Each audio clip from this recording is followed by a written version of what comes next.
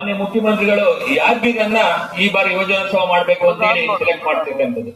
ಹಾಗಾಗಿ ನಾವು ನಮ್ಮ ಇಲಾಖೆಯವರು ಮತ್ತೆ ಜಿಲ್ಲಾಡಳಿತದವರು ಮಾನ್ಯ ಶಾಸಕರಾದಂತ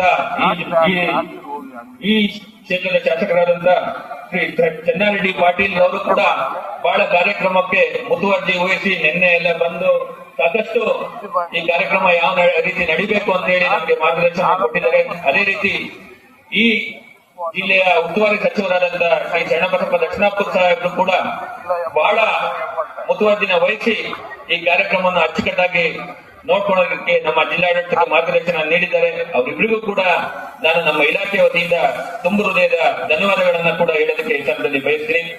ಅದೇ ರೀತಿಯಾಗಿ ಜಿಲ್ಲಾಧಿಕಾರಿಗಳು ಮತ್ತು ಸಿಇಒ ರವರು ಮತ್ತು ಎಸ್ಪಿ ರವರು ಈ ಕಾರ್ಯಕ್ರಮನ ಬಹಳ ಅಚ್ಚುನಿಟ್ಟಾಗಿ ಮಾಡಿದ್ದಾರೆ. ಜಿಲ್ಲಾಧಿಕಾರಿಗಳು ಸುಮಾರು 1 ತಿಂಗಳಿಂದ ಯಾವ ರೀತಿ ಈ ಕಾರ್ಯಕ್ರಮನ ಮಾಡಬೇಕು, ಬೇರೆ ಕಡೆಯಿಂದ ಬಂದಿರತಕ್ಕಂತ ಜಿಲ್ಲೆಯವರಿಗೆ ಯಾದಗಿರಿನಲ್ಲಿ ಯಾವುದೇ ರೀತಿ ತೊಂದರೆ ಆಗಬಾರ್ದು, ಯಾದಗಿರಿ ಎಷ್ಟು ಒಳ್ಳೆಯ ಜನ ಇದ್ದಾರೆ, ಎಷ್ಟು ಚೆನ್ನಾಗಿದೆ ಅನ್ನೋದ್ರ ಬಗ್ಗೆ ಅವ್ರಿಗೆ ಮನವರಿಕೆ ಮಾಡ್ಕೊಡ್ಬೇಕು ಅಂತ ಹೇಳಿ ಸಾಕಷ್ಟು ಶ್ರಮ ವಹಿಸಿದ್ದಾರೆ. ಅವ್ರಿಗೂ ಕೂಡ ನಾನು ಈ ಸಂದರ್ಭದಲ್ಲಿ ತುಂಬ ಹೃದಯದ ಅಭಿನಂದನೆಗಳನ್ನ ನಮ್ಮ ಇಲಾಖೆ ವತಿಯಿಂದ ಸಲ್ಲಿಸೋದಕ್ಕೆ ಇಷ್ಟಪಡ್ತೀನಿ. ಅವ್ರ ಜೊತೆ ಸಾಕಷ್ಟು ಸಹಕಾರವಾಗಿ ಎಲ್ಲಾ ಇಲಾಖೆಯ ಅಧಿಕಾರಿಗಳು ಕೂಡ ಸೇರ್ಕೊಂಡಿದ್ದಾರೆ.